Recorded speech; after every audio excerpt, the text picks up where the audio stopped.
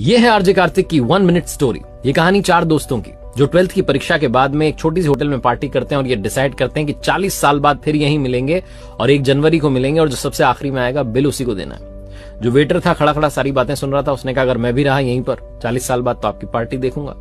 40 साल बाद पहला दोस्त पहुंचता है उस होटल में जो कि 5 स्टार होटल बन चुकी थी। वो वेटर मालिक बन चुका था।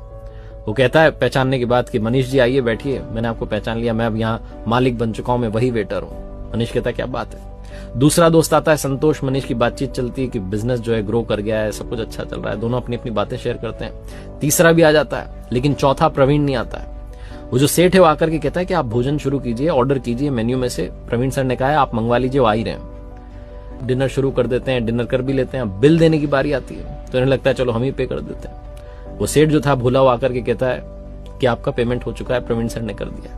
भारी मन से उठ करके जाने लगे कि चौथे दोस्त से मिलना नहीं हुआ।